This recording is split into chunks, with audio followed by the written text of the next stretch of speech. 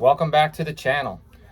On today's episode, we're going to go ahead and talk about arsenal building. I was going to go ahead and do a ball video, but I do not have the carbide or the launch. I just don't drill balls just because they're new. If they're not going to fit in my bag, I'm not going to spend the money on the ball. If I happen to come across one, I'll go ahead and shoot a video and let you all know out there what I see. I have looked at a few videos on the carbide and the launch. Unfortunately, a few of the launch videos were done on sports patterns, and I'm trying to get shots on house shot. The carbide, that looks really good. From what I've seen, it's going to be a nice ball. The launch, the colors on that thing, we have both of them here in the shop. The colors on that launch are ridiculous. They knocked it out of the park with that. But so we're gonna go ahead and talk about arsenal building. So stay tuned.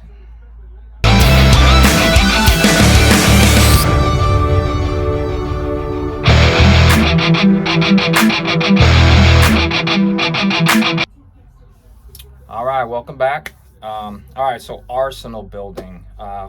There are a lot of stuff out there online about arsenal building. There's tons of videos. One of the biggest things, though, is when you're watching a lot of these videos on people's suggestions, especially for the pros. When you see them do suggestions, you got to understand they're building a bag for tournament shots, sports patterns, challenge. It's not house shot specific.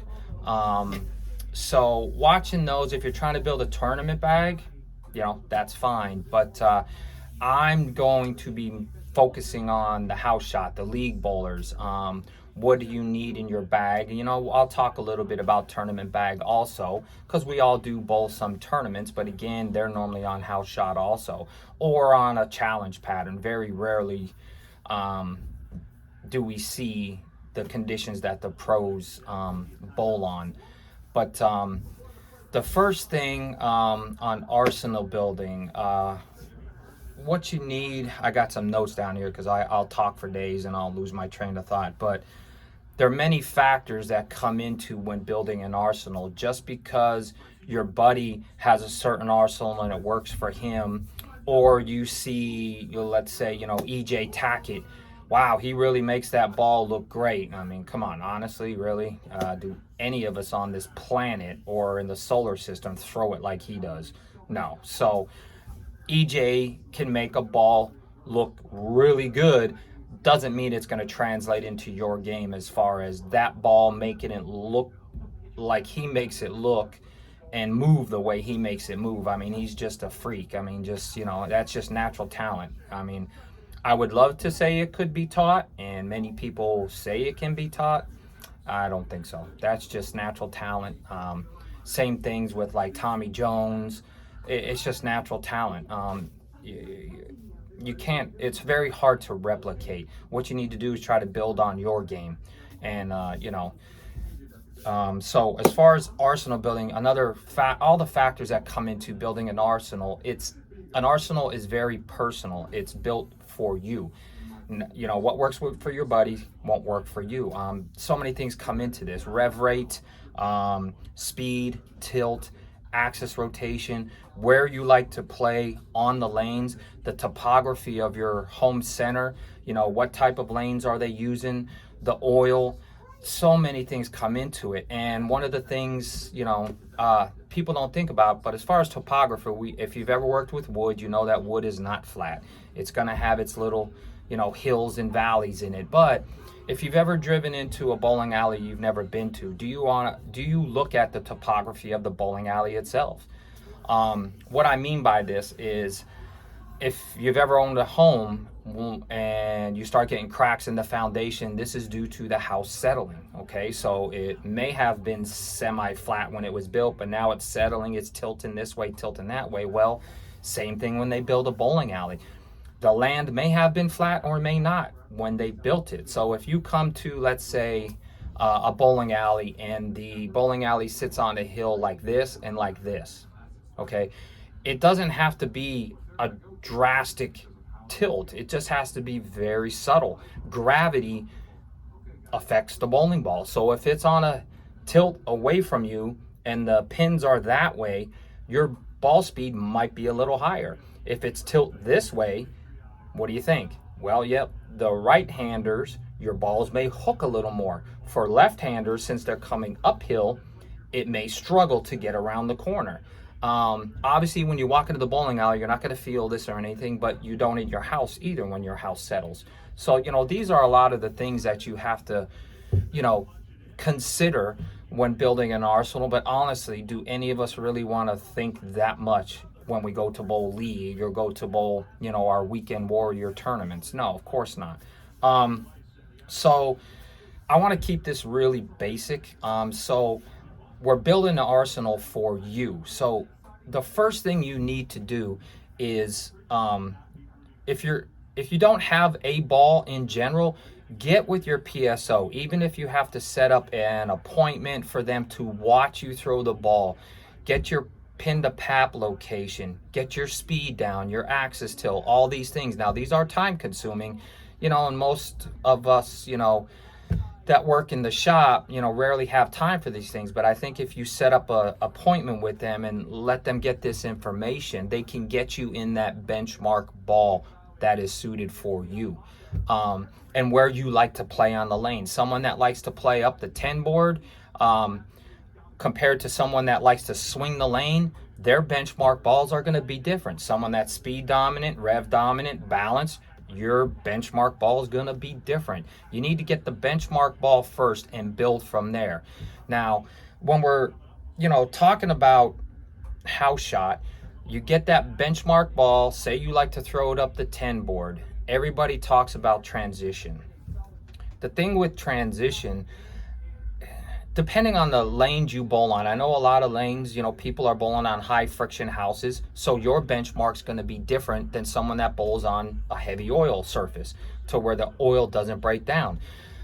And there are times, depending on the type of oil that they use, the conditions in the house, the oil will break down differently. When they oil the lanes is also important. If it's sitting there for an hour, it's going to be different than if it was freshly oiled before you bowled. So we need to get that benchmark ball. If you're throwing it up the 10 board, say you grab the Pride, and for your revolutions, axis rotation, speed, you're throwing it up the 10 board and it's striking, and you're able to get to the pocket on the fresh house shot, start of game one. Well, right there is your benchmark ball. Now, most people would tell you for a benchmark ball, you should get a solid, symmetrical, something smooth. But for you, the Pride happens to work. So you build from that ball up and down. So if in your house, and this is all you're building it for, is your league night, okay?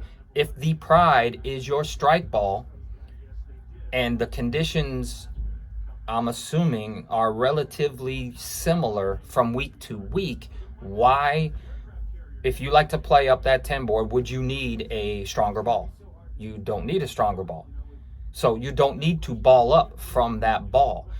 That is your benchmark ball. Now, depending on how quickly and how much your lanes break down, you may need a transition ball. So if you're bowling in the first game with that Pride and it's nice and clean and it's hitting the pocket, everything's going good, and then all of a sudden you start coming in a little bit high, but you hit your mark. And that's another thing with transition. You shouldn't worry about transition if you're not accurate. If you do not release the ball the same way with the speed, the revolutions, and you hit your mark, now then transition's thrown out the window, because it's just not you being accurate and executing your shot. If you do execute your shot and it comes in a little high, yes, now you've encountered transition. So what can you do? Well, you could go ahead and speed the ball up. I'm not sure how consistent you will be by going from 15.5 to 16 miles an hour and keeping it there, because obviously if you back it back to 15.5, it's going to go high again.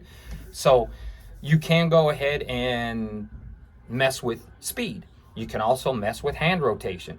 Now, I can do that from time to time, but it's not something that I'm consistent with. You have to practice these things. But so you can go ahead and adjust those factors to keep you in the same spot that you're in, your comfort zone. If you want to stay in your comfort zone, the ball's coming in a little hot. Another thing you could do, drill the same ball, but drill it differently. Not that drilling patterns affect the ball all that much, about 10-15%, but it will affect it a little bit, and you can change the surface of the ball. If the ball is reading too early now, or if it's burning up, you could go ahead and throw 4,000 on the same ball and polish it. It'll get it down a little bit longer down the lane, and it'll have a little more on the back end to counter that carry down if there is some. So that is an option. I know plenty of people that have 3 shocks, and they come to league with 3 shocks, all with different layouts, all with different surfaces, and they do fine. So that is an option, especially if you find that ball that you just really love and you know how to throw it, you know what it does. You're always scared. You're like, I know I have to make a ball change, but I'm scared because what if I go through the nose and I mess up this 250, 240, and I, go through the nose a few times. I get it. We've all been there. We all do it. Because you don't know how that other ball is because you don't use it as much, a transition ball. So that's an option there. Just drill a few of the same exact ball. If you're throwing that Pride, there's a reason why they made the Pride Empire. That is your transition ball. Go ahead and throw that right behind the Pride. Do this in practice. Now, unfortunately, it's very hard in practice to burn up a lane when you're bowling by yourselves, but get a couple buddies out there and just bowl and watch that Empire. It's going to be cleaner. It's going to get down the lane a little longer, and it's going to have the same motion, which is very key. It's going to have the same motion as that original Pride. Going from a ball that is smooth to a ball that hockey sticks, and that's hard to do because that hockey stick can get you in trouble. That's when you start leaving those 2, 4, 8, 10s and all that stuff because it has such a drastic turn off the back end of the pattern. So right there, you have a Pride and you have a Pride Empire. Now, what's the third ball you want to put in your bag? Well, most of you all like to carry a spare ball. There's your 3-ball arsenal for league. And I'm not saying you have to, stick with the Pride. If for instance, the Shock is your go-to ball, that's the money ball right out of the bag on your league night, well, the Coral, there's the step down from that. It is a little more angular on the back end, but so is the Shock. If you get the Shock to the friction a little too soon, you'll see that it's angular. But there's your 1, 2, 3-ball bag. We got to stop trying to make this complicated. It's not, but like I said, the key is to get that first ball into your hand and work from there. Now, for speed dominant people, obviously a benchmark ball is probably going to be a very big ball. It's going to be a solid ASIM. They need that ball to start reading as early as they can because they're very speed dominant. But in case, let's say, the Ghost is their benchmark ball, you don't need to go up from that benchmark ball for league. That is your ball that you start with in game 1. There's no reason to ball up. Now, you can ball up depending on the type of moves you like to make. If you like to move deeper into the oil and then that Ghost is just not reading early enough, obviously you have to ball up. But for most of us, I'm talking about the people that like to stay in that comfort zone and not move. If you like to move with the oil, then that's when different ball surfaces and cores come into effect. Say for instance, okay, we'll go back to the Pride. If you're throwing the Pride and it starts coming in a little high, you want to slip into the oil, the Empire could be the ball, but it may not be angular enough on the back end to get around that corner. So then you have to go to something that's a little more angular on the back end, like say the Mythic. The Mythic will get down just as far as the Empire, but it will come around the corner a lot harder. So it all depends on the moves that you personally like to make. So that is for house shot. Try not, get with your PSO though. Get that benchmark ball. We all need that one ball that we love. So let's get that benchmark ball. If you have anything that any comments or any suggestions now, let me know, your rev rate, your all this other stuff, and send me a video of, you throwing the ball that you would like to throw, and try to get to practice where they have a fresh shot out, because if they have a friction, and it's all burned up, it's not going to help. So send me a video of you throwing that ball on the fresh house shot in the spot you like to play, and we can build from there. And if you're one of those people that just want to, say, drill 2 shocks, then we'll talk about what to do with the layout and the surface and everything on that second ball, and then we'll get that spare ball in the bag for you. Now, talking about tournament bags. Tournament bags are completely different. A tournament bag can be one of 2 things. You can be going to a tournament that you do know the pattern. That kind of makes it a little bit easier. Or you could go to a tournament that you do not know the pattern. This is a lot of the videos that you see people putting out arsenal building. It's usually a ball or a bags that are filled with balls because they do not know the pattern and they don't want to be surprised. They need to have a ball for everything. So like a typical 6 bag would be obviously a big solid ASIM, and then a lot of times after that a big pearl ASIM. The next ball will be their benchmark ball. Then the next ball after that will be another, probably a solid symmetrical, but maybe with some surface on it, so it can differentiate between that and the other ball. Because you don't want to build an arsenal where the gaps are like this. You need gaps like this, and the more balls you take, obviously you can, fill in those gaps. The last ball will be a transition ball, most likely a pearl, your favorite pearl, whether you like to see a smooth pearl reaction or you like to see that hockey stick. I have plenty of friends that throw pearls on the fresh just because they like that hockey stick motion. And that's just what they're used to. So their 3-ball house shot bag will be 3 pearls. And then, of course, your last ball, urethane or plastic, for that tournament bag to where you don't know the pattern. Usually urethane, because you can use it as a spare ball, but you can also use it on short patterns. Now, if you do know the pattern, obviously that makes it a little bit easier. You can build your arsenal to that long pattern, short pattern, ratios, all that kind of stuff. Go ahead and leave any comments that you want. Go ahead and like and subscribe. We still do have that giveaway going over on our Facebook page, Motive Nation. If we get to 3,000 members on that page, as well as 1,000 subscribers here on my channel, we're going to have a big giveaway. I believe it's a Ghost and a Shock. Jopo has also kicked in. We're going to go ahead and give away 2 Jopo thumbs along with the key. I believe a chamois and a cup and maybe a shirt or something like that, but it's a pretty big giveaway. So go ahead and get the word out. Once again, shout out to Jopo. In my opinion, the best interchangeable thumb on the market. Real secure. Want to give them that shout out. And if you have any comments, leave them in there. But until next time, stay motivated, and may the strikes be ever in your favor.